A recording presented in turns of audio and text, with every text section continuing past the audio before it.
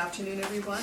I'd like to call this meeting to order, and I would like to begin by acknowledging that we are in Treaty 1 territory and the traditional homeland of the Métis Nation. My name is Carrie Linklater. I'm your chairperson today, and I'm joined on the board panel by Mr. Ray Mazacot to my left and my far left, Marcel Larandro, and our city assessor is Mark Colatrulio, and our admin secretary is Cara Belshaw. We will be hearing applications for revision of the assessment roll in accordance with the Municipal Assessment Act. The matters for which revision is requested have been described in each application, and we will limit discussion to those matters. The statements that applicants or the assessor make at this hearing are sworn testimony, and anyone speaking to the matters must be sworn in. Be advised that comparison of assessments of properties are not considered evidence of market value by the board. The board is appointed annually by the City Council and is independent of it and the City Administration. It makes its decisions on the basis of the evidence provided at this hearing and issues a written order that will be mailed to all parties as soon as possible. Please note that the board's decisions with respect to an application may be appealed to the Manitoba Municipal Board if the matter pertains to assessed value or classification, or to the Court of Queen's Bench if the matter pertains to the application of exemptions from taxation. Should you wish to appeal, information on how to do so will be included with the board's order. With respect to the hearing process, I will confirm the matters to be addressed with each applicant following the swearing in. We will then have the assessor's testimony followed by questions that the applicant may have. Then the applicant's testimony followed by questions. Each side will have an opportunity to summarize if they wish. Once all the evidence about an application has been brought forward, the applicant may leave. The process will repeat for each item on the docket today. The session will close after all the applications have been heard, and the board will deliberate in private and make its decisions. You will receive the order by registered mail as soon as possible. And as information, all public hearings are live streamed, recorded, and will be part of the public record.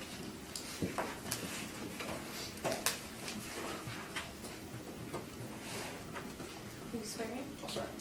Please state your name. Mark Colatrulio. Do you swear the evidence you'll present today is the truth and the truth and nothing but the truth, so help you God? I do. Thank you. Douglas Bedford. Do you swear the evidence you'll present today is the truth and the truth and nothing but the truth, so help you God? I do. Thank you.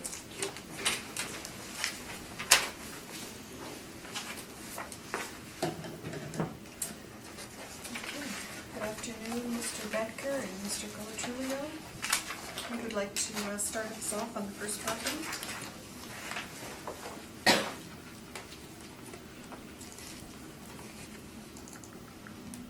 You ready to go? Yep.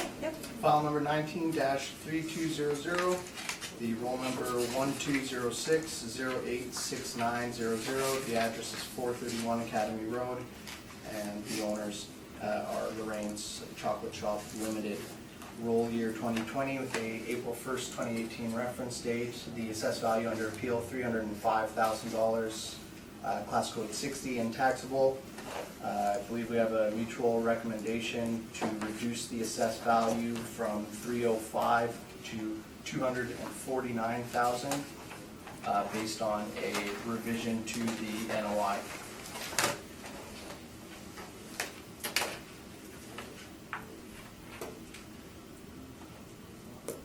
We agree. Thank you. Panel, questions? Nope.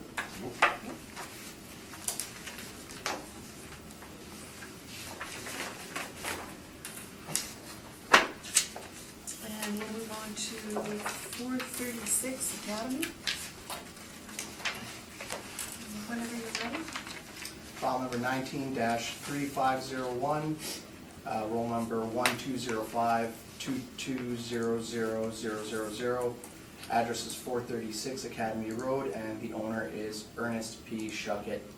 The roll year 2020 with an April 1st, 2018 reference date. The assessed value under appeal $825,000, class code 60 and taxable. We currently have this property classified as a retail store, one building, 4 premises, actual year built 1921 with an effective year built of an effective age of 1930.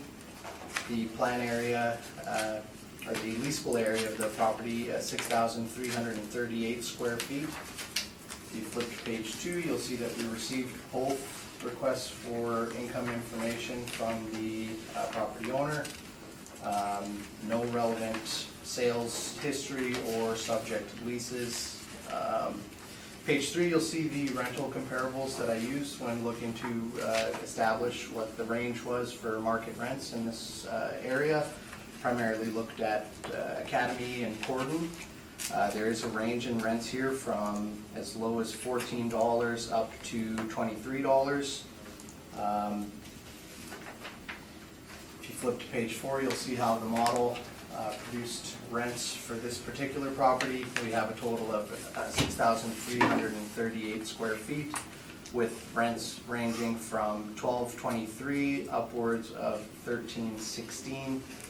The potential rent total is $80,000, $129.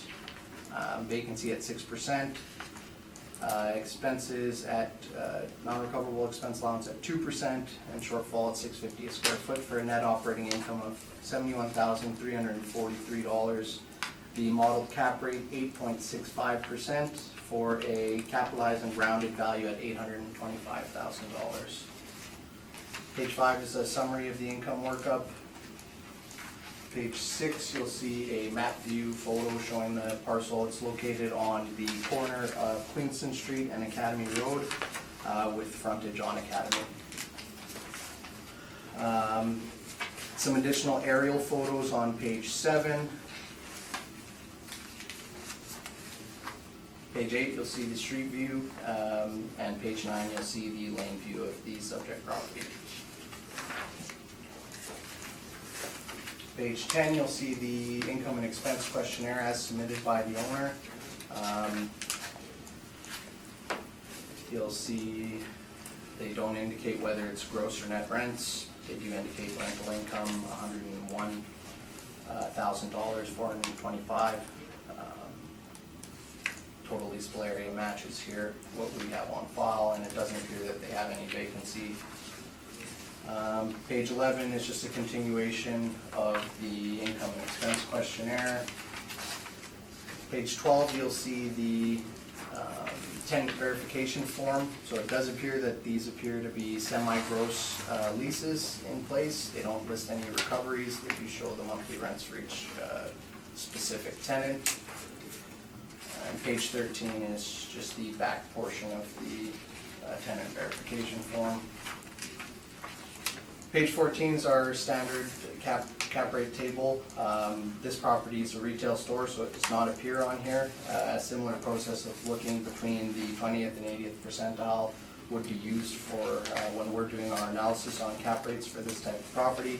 It's not typically a type of property where there's published cap rates for retail stores. It would be larger properties, strip malls, neighborhood, community shopping centers, that sort of thing. Page 15 is some excerpts from the Municipal Assessment Act, and 16 through to the back of the brief is our standard addenda package that we attach to the back of the brief. That's my presentation for this property. I'm open to any questions. Thank you. Just a couple. Is there any on-site parking? From the looks of it, by reviewing the photos, it doesn't appear that there's any on-site parking. There's not even room for one of the garbage bins, is there? No, it doesn't appear that way. Okay, your comparisons are fairly new compared to the subject.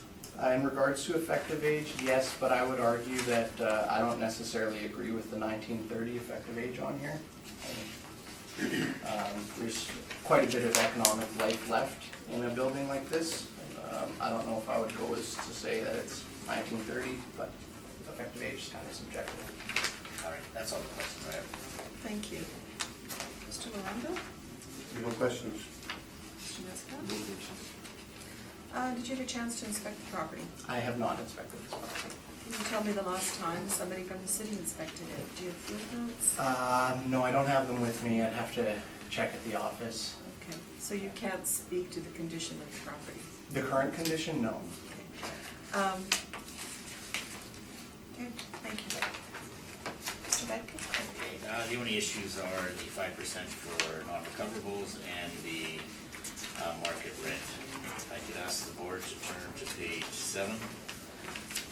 We looked at the actual leases that were in place for the subject. And the table near the top of page 7, this shows the actual rents. Now the gross rents are semi-gross rents, and you can see that 2 of them were in 17. They started one in January, one in February. One is $16, one is $17. The other one at Madison Hare is from December of 15, is for $15.51, and the last one for Blue Hills Design was for $14.94, and that was from April of 14. We've looked at the actuals and we've removed $5.04 per square foot for expenses. As Mr. Qualitruvio said, they are semi-gross leases, and the owner is responsible for taxes, snow removal, etc. So based on that, we come up with a net effective rent of $10.75 per square foot. We have no disagreement with the 6% vacancy or the $6.50 shortfall. We're asking for 7% for non-recoverables, and we're not contesting the cap rate of 8.65. So on page 8 is the summary. Based on 6,338 square feet at $10.75, 6% vacancy, 7% non-recoverable, $6.50 shortfall, and an 8.65 cap, we're asking for a value of $660,000. I'm open to questions. Thank you. Questions? The 504 that you deducted from the face rents, that's just based on the expenses divided by the square footage? And Right. correct, okay. We're actually $570, but that included management, so we didn't deduct the management fee because we're asking for that as a percentage. Okay. Did you look at rental comparables from along Academy? Or? I looked in the area and I couldn't find any of the vintage or with that limited parking. No further questions. Thank you. Mr. Lorando? Nope. Any questions? Mr. Mazzarella? No questions. Are you familiar with the property? Did you inspect No, it? just from the exterior. But I didn't get a chance to inspect the property. So when you're talking about the parking, you're talking about customer parking or owner parking? Both. There's no parking for the tenants or customers. It's all on street. All right, thank you. Thank you. Any wish for a summation? The only thing is I know you guys have probably heard it 1,000 times, but I noticed Doug had entered the package for all this. Yes. I'm not going to go through it, but I have copies if you guys want that I can submit for review if you guys would like to review it as part of your. That is up to you. Yeah, Sure. sure. Yeah, on file? Yeah. Yeah, I don't like printing them, they're just waste a lot of paper. Already read it. So you have it on file? Yeah. Yeah, thank you.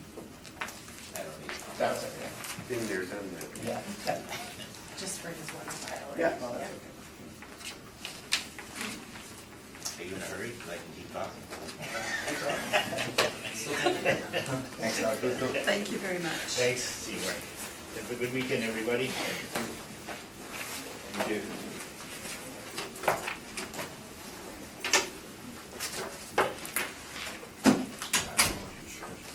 We're at the top. Okay. We, may I talk out of turn here, is that all right? So we're just preliminarily, we are in agreement for value, sorry. We're in agreement of value for all but one, and we have a penalty on one of the ones we're in agreement with. Yep. Mr. Gallagher will be presenting on 173 Marion. Do you mind if we bump that up to first? Just to. Yeah, thank you. Okay, buddy, that works. So we're gonna move to Like this thing. number 7 on the document.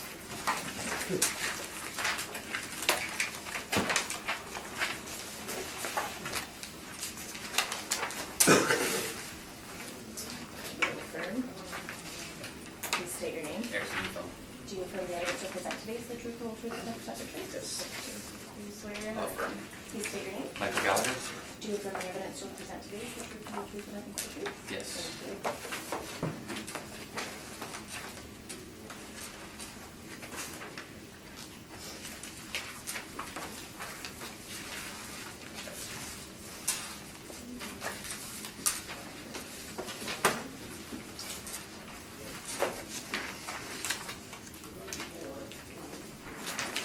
Okay, good afternoon, Mr. Neufeld and Mr. Gallagher. So we have a non-co-op on this. 173 Marion Street.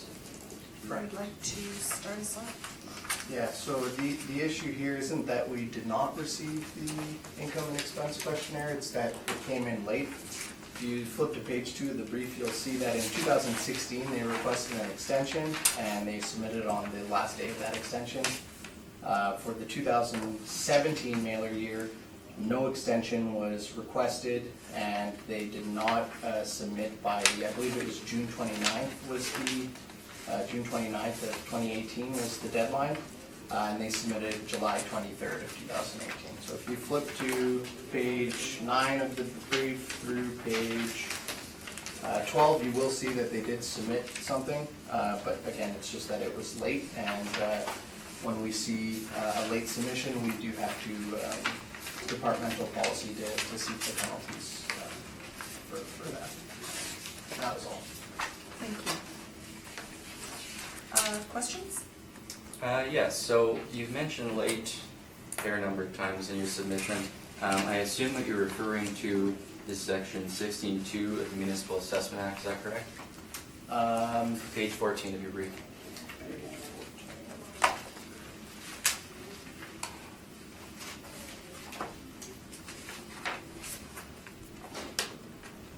Yes, I believe so. Okay, so we sort of follow along there. I don't want to read out the whole thing, but it says where a person receives a written request from an assessor under subsection 1. So is it correct that the request was made under subsection 116.1, the Municipal Assessment Act? Yep, specifically any income or expense related to the use or operation of the property. Okay, so when that's done, the person shall, and this is the key part here, within 21 days of receiving the request, provide information or documentation to the extent that information or documentation to which the request relates is in possession or control. The rest doesn't really matter, but you agree with me here that it's, what the test is for the purpose of the Municipal Assessment Act is 21 days of receiving the request. Is that correct? It does appear that way.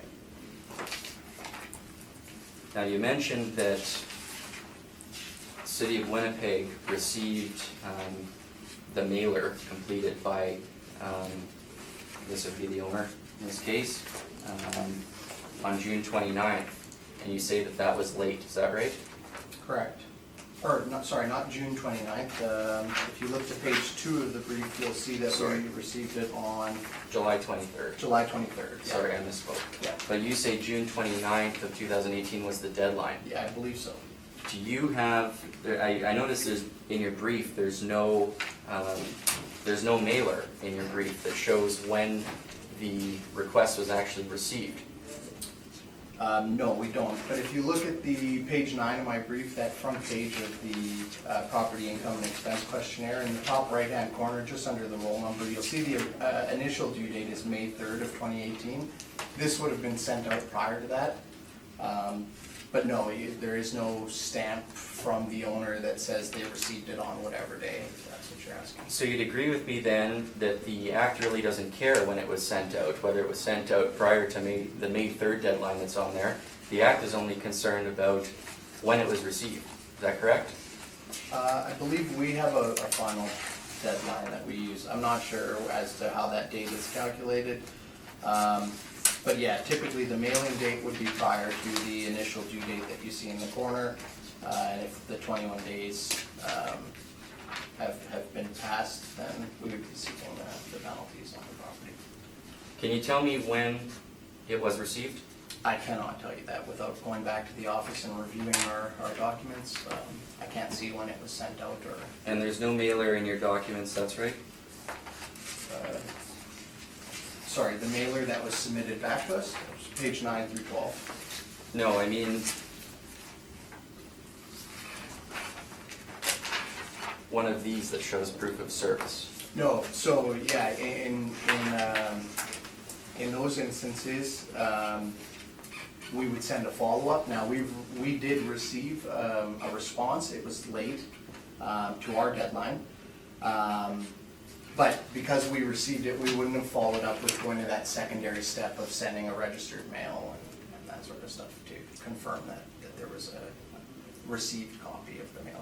would you agree with me that in addition to there not being a mailer, there's no acknowledgement of receipt in your package as well? I would agree with that, yeah.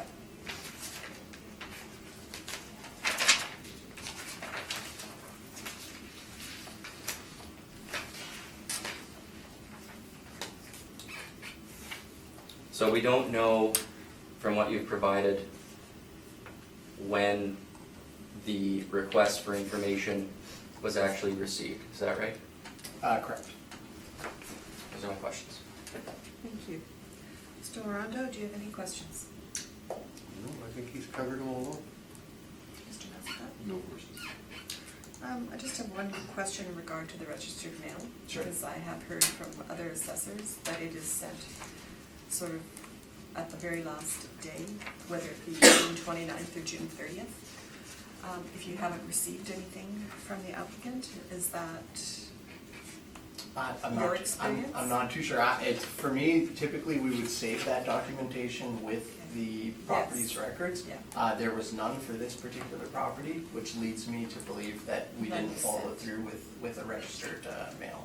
All right, Yeah. thank you. Would you like to present your evidence? Sure, I mean, I guess just briefly I can just summarize what our position is. I don't think there's much need to really put anything into evidence. Clearly what the penalty issue revolves around here is the section 16.2 of the Act, which is concerned exclusively with 21 days after receipt. I don't know when it was received, the board doesn't know when it was received, and the assessor doesn't know when it was received. So how can we say it was late? Because if it's 21 days from the date of receipt, and we don't know the date of receipt, how can we say it was late? That's all. Thank you. We will just step out. Why don't we have them step out? Oh, I'm sorry, did anybody Yeah. have questions? No, let's have them step out, then why don't we step out? Because we need to exercise. Oh, do? Yeah, we do. You're on. We're gonna step out. I get in order.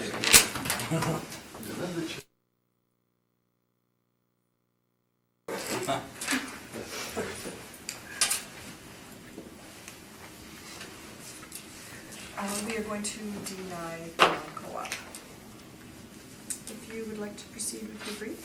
Sure. Just give me half a You can second. leave. I think this will be so quick.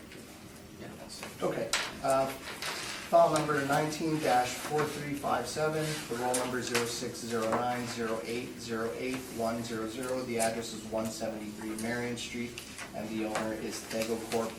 Roll year 2020 with an April 1st, 2018 reference date. The assessed value, $952,000. I do have a recommendation for this property. I have a workup here that I can distribute. Here, I'll just- She came back in the room for that.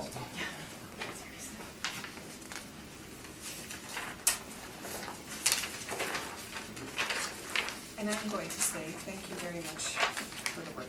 Oh, yeah, no worries. I tried to throw something together quick. We just kind of spoke about this just prior to the hearing. When we have the time, it's good to have a workup. Sometimes Yeah. it gets crazy and, you know. The recommendation here is based on an increase to the capitalization rate. We've changed the capitalization rate from 6.9% to 7.9%. Everything else is the same. You're looking at a revised value of $774,000. Okay. Mr. Neufeld, are you accepting? Yes, we are accepting, and I just want to comment to the assessor, because we did talk about this today. The only thing I'll be looking into is if the vacancy is going to persist, and in that case, we may appeal this for some sort of adjustment, but I have to figure that out, and at this point, everything else makes a lot of sense, so we are in agreement. So that, just to let you know, I think potential rent makes more sense, and this is, we're happy with it as long as there is some prospect for that vacancy. Okay, but you are accepting Yeah, we are the rent accepting today? today, yes, Thank you. yes, for good. Panel, any questions? Nope.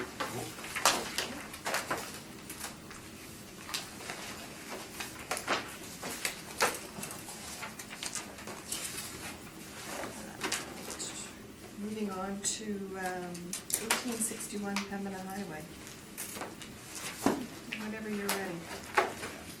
File number 19-411, the roll number 0306 5077000.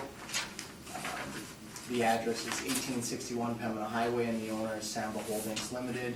Roll year 2020 with an April 1st, 2018 reference date. The assessed value under appeal $2,521,000.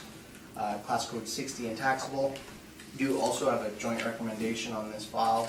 I don't have a workup, unfortunately. The recommendation is $2,173,000 and it is based on a reduced NOI and an increase to the cap rate. And the cap rate is increasing to,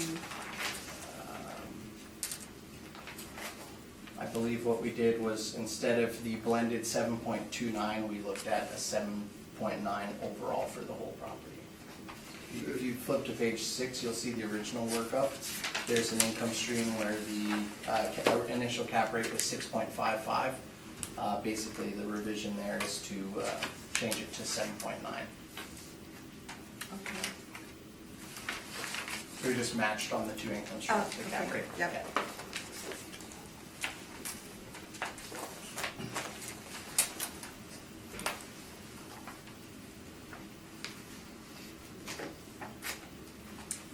You're accepting this? Yes, we are, thank you. Thank you.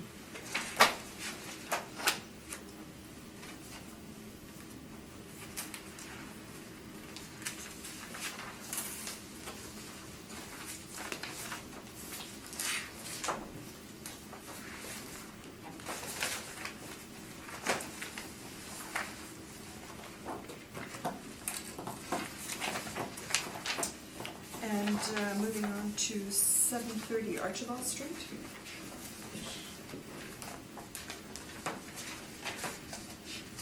File number 19-4387, the roll number 0603 1508700. The address is 730 Archibald Street. The owner is Nemes Properties Incorporated. Roll year 2020 with an April 1st, 2018 reference date. The assessed value under appeal $1,528,000. Classification here is 60T. We have this listed as a retail store, one building, one premise. Actual year built of 2011, no effective age on this property. The total leasable area on file, 7,650 square feet.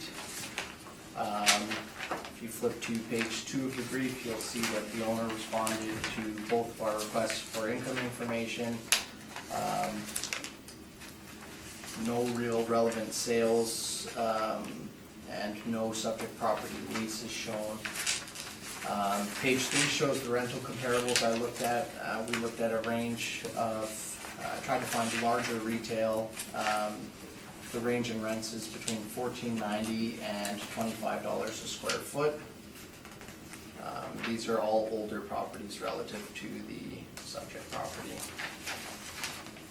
Page 4, you'll see the income workup as produced by the model.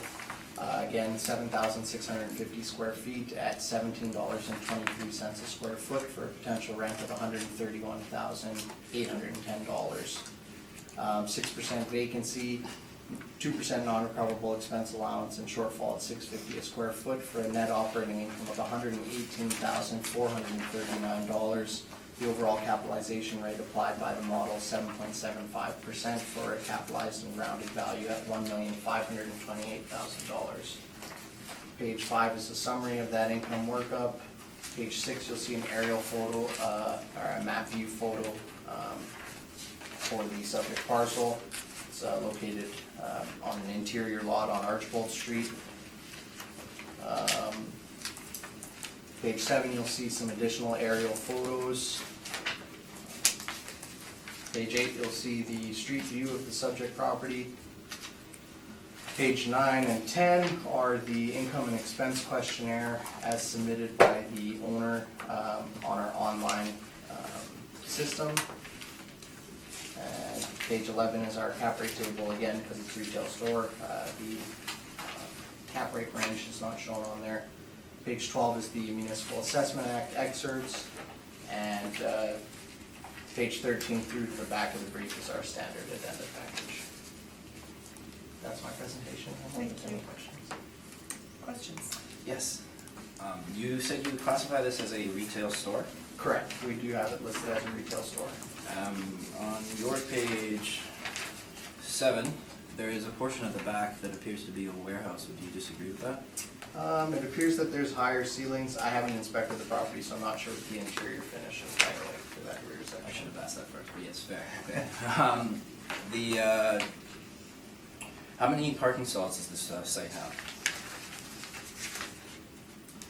On the mailer, on page 9, it looks like they fill out 15 outdoor parking stalls. Okay. And are you aware of if those are behind or in front of the building? Or how that is split? No, it looks like some are to the rear, maybe some are to the side, but just be speculating on it.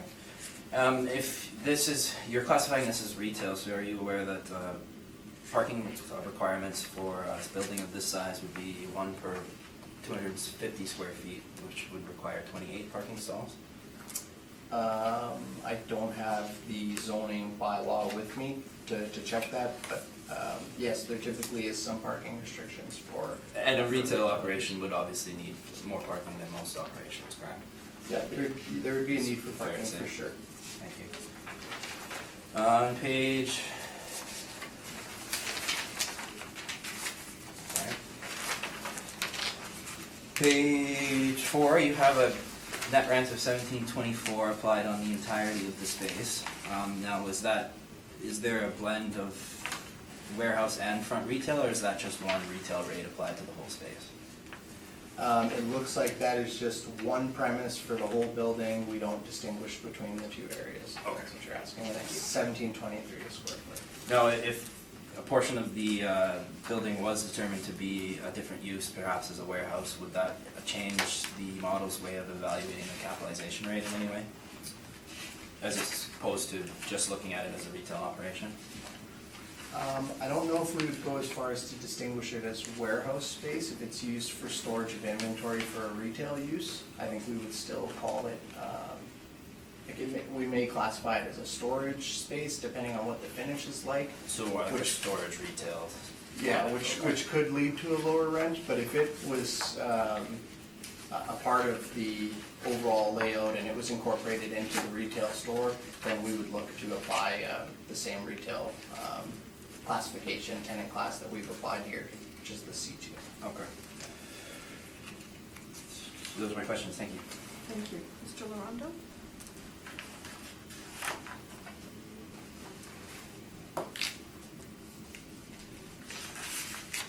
No, I'm good.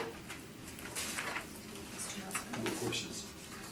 Did you have a chance to inspect this property? I did not know. So you're not aware of what the appellant is saying about the warehouse portion of this? Yeah, I don't know what the finish is like in there. I don't know if it's truly warehouse space or if it's incorporated into a showroom or what the situation is. We have one premise on file, so typically we would, if we did see something, we have the ability to distinguish between the space, right? Right. Like I was saying, in regards to classifying a space as storage or whatever. But in this case, I don't know. I'm going based on historical record of the building. It's built in 2011, so we probably have blueprints on file and that sort of stuff that we would have reviewed when adding this property to the roll. But it doesn't look like any distinguishing portions have been set up. So do you know when this was last inspected? No, I When you don't were, have that when you information. were doing the brief, you didn't have any field notes, nothing about, because I'm assuming it was inspected when it was built in 2011? That would be my assumption, without having the notes in front of me to confirm. I don't want to give you wrong information. I don't have in my brief the notes, the internal notes. no. Okay, thank you. If you would like to give us your brief? Yes, thank you. I do have a revision that I will hand out. It's just an adjustment to the rent. I did have some time to look at what was submitted, and the assessor already has a copy, actually. Sure, thank you. The subject is a flooring showroom with a warehouse in the back. Yeah, he has one. This, in a nutshell, it appears as though it's being completely assessed as retail, and it is about 50-50 split between a showroom retail, not high-grade retail, however, it is flooring retail, so they have obviously nice flooring inside. But it isn't, it is really just a more of a warehouse style retail, and it is really an industrial building in its essence. If you go to my page 7, you can see there's a at-grade loading door. That is the warehouse portion in the back. My pictures of the warehouse is only on page 9. It was a bit tight to actually be able to get a picture of the whole thing, and that was kind of the best I could do to show that the blurriness and show what it really does look like back there. I apologize, I would have appreciated more pictures, of course, but I only have it showing the racking and the exposed floor, and of course there is looks like more, well, I thought that was a wall, but that's wooden racking on the side as well. Quite frankly, it would be, it appears as though it's just been improperly classified. There's no way that a $1723 rent would be applicable for a warehouse portion of this style, or even for the front. Taking to the page I handed out to you, I did bring up the warehouse to $8 and the showroom to $13.50 as opposed to the $12 and $5 we had originally made. Reason being, the rent that was applied as closest comparable, mainly because of the location and the split between office and warehouse, was Kid City. However, Kid City is probably about 15% office and the rest warehouse. It is a warehouse. The only difference between a warehouse and Kid City is the equipment inside. The actual building itself is basic as a warehouse would be. So when my brother was making out this number, he had our 1080 Waverly rents, and then he looked at 550 Archibald, and originally went for about just higher of 8 overall on the whole thing, and I had decided that that would be more applicable to just the warehouse portion, mainly being that Kid City, while it is very close in comp, there's more warehouse in Kid City than our subject property. So our overall rent of $10.93, I think the $2 or roughly $3 of an adjustment is fair for based on that. And I also do have supporting rents above that in the 1080 Waverly for the showroom, and that would be a large industrial building that with a showroom in the front. They would have, I believe, other tenants that have the warehouse and not them. I'm not sure where their warehouses would be. And then the other in the same area, Buffalo. Warehouses at $625 and $550, but we are applying the $8 rent for this one. Capitalization rate, I didn't change our capitalization rate, but I did change our reasoning for it. It really is an industrial building. It is in more of almost a retail, multifamily location. The location for property like this is not ideal, obviously, because it is, for a retail operation, there's nothing wrong with it, but the building itself is not really a retail. Very, very tight truck access. If you go to my page 2, you can see an overhead. You would not be able to get anything larger than I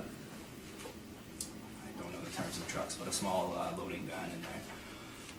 That, like you see on page 7. Anything larger than that would not be able to the one in the back of page 7, not at the door. Low land to building ratio, that kind of issue, the huge issue when you're dealing with industrial, and even more so with retail. The assessment department is treating this as a retail store. A retail store would require 28 parking stalls under the bylaw, and that is in my page 15. Shopping center is the only determination for retail. So when it is based on square footage. So obviously a larger shopping center, you need more more stalls, and that's the only difference is size. Shopping center is the only retail other than a specific use property for parking. So really there would be no other way to look at it than number 24 on page 15 and needing 1 per 200 square feet based on the way it is currently assessed. We have applied a vacancy rate in the midpoint of the Johnson report, 7.2% in industrial and 5.6% in retail. Logic, and that would be the entirety of the city. The logic, quite frankly, is just that it is more of a retail industrial hybrid building, and we just picked a midpoint for those. The 5% non-recoverables, sorry, the non-recoverables is just a 5% of our net income. We all know our position on the 5%, it should be applied, and I won't say any more than that. Structural reserve, 25 cents would be just for essentially roof repair, and that would be applied instead of the 2% other. Probably more applicable in an industrial building, of course, because 2% can vary, doesn't really encapsulate certain usages.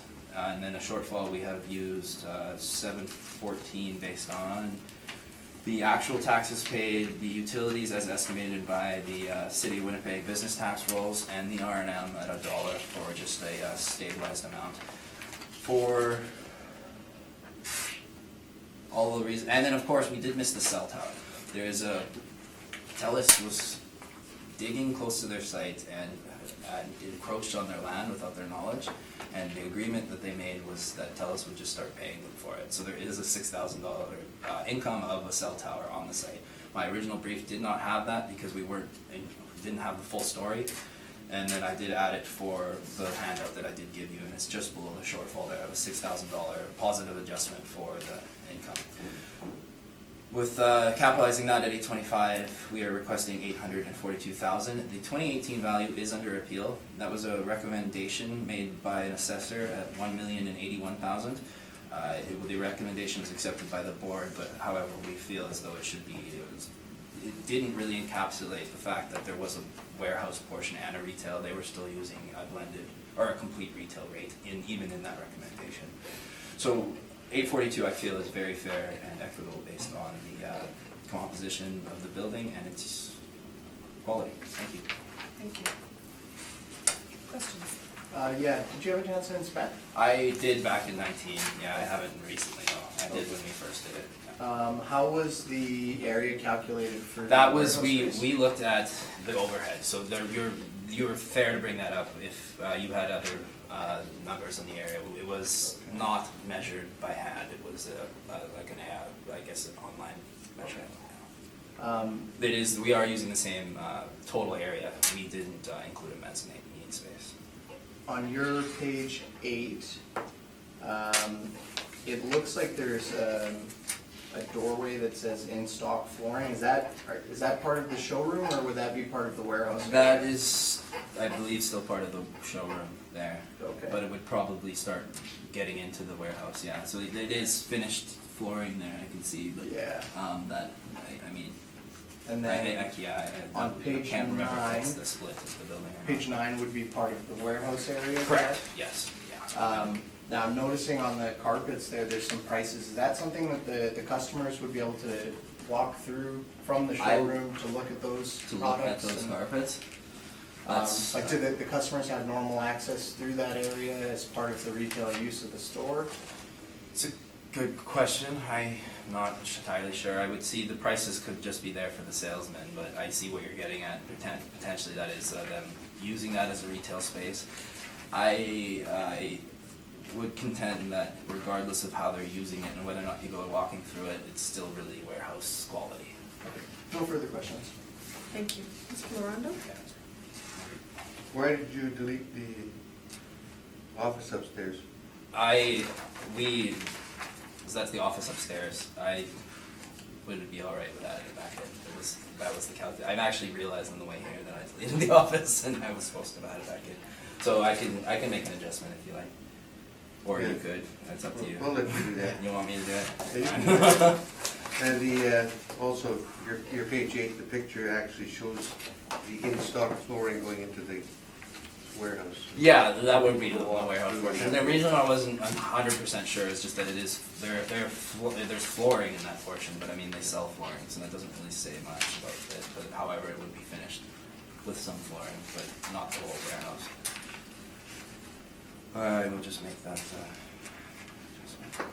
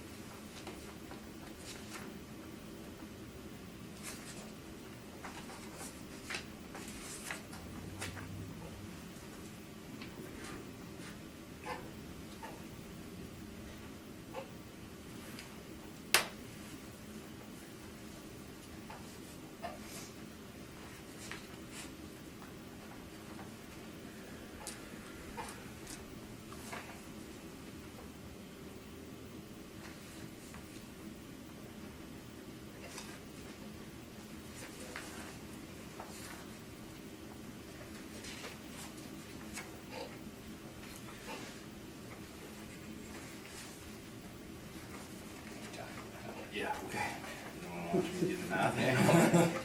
Am I paying for this? Yeah, thanks. You are till then? Thank you guys. Yeah, See you later. Take care. Bye. Appreciate it.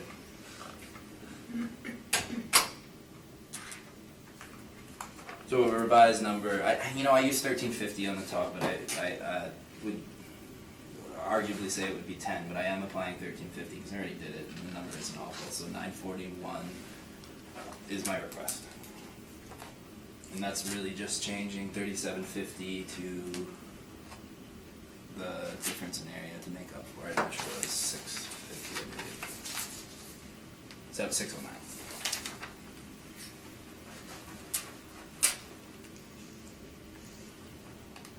$941,000. Yep. Realize.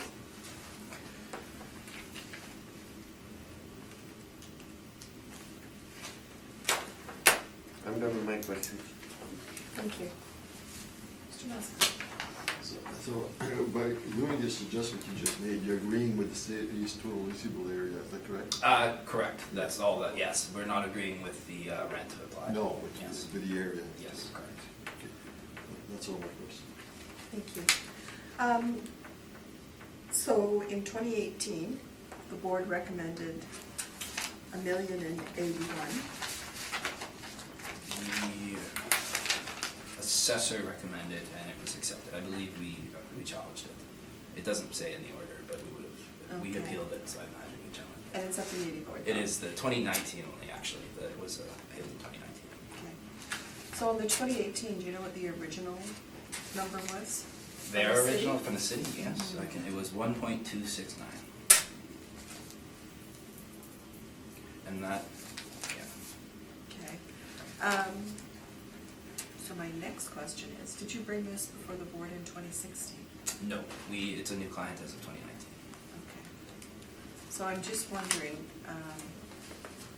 do you know if the client had appealed it with someone else prior? I imagine not. I wouldn't be able to answer that fully, but he built it in 2011, and I imagine it was just taxes went up and they started calling us, like that's what most people do. I think in that time, it would be hard for them to leave someone else and jump to us in those 6 years, yeah. I'm just wondering, because this is a fairly new property, Right. why it wasn't recognized by the owner back then?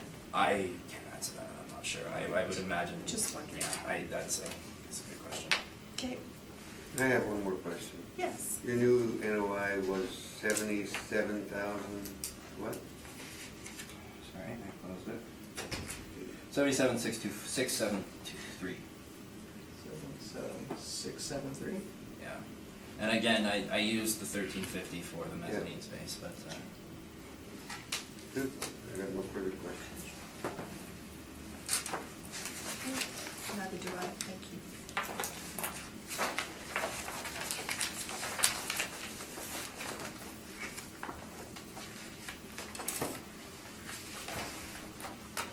We will move on to the last property, 264 Tash Ave.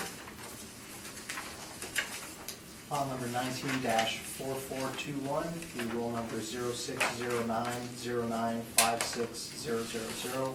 The address is 264 Taché Avenue and the owner is 6094717 Manitoba Limited. The roll year 2020 with an April 1st, 2018 reference date. The assessed value under appeal, $685,000. Class code 60 and taxable. I do have a recommendation for this property and I do have a workup for this one. Here, we'll just take it this way. Sure. Keep one for myself.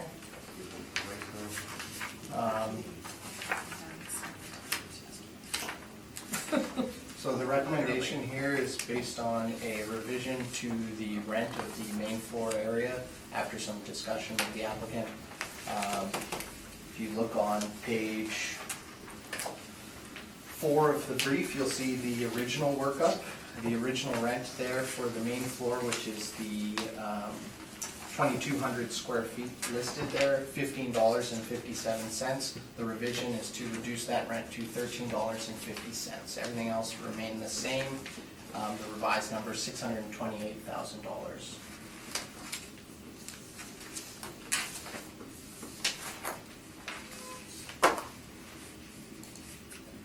And are you accepting this yes, recommendation? we are. Thank you.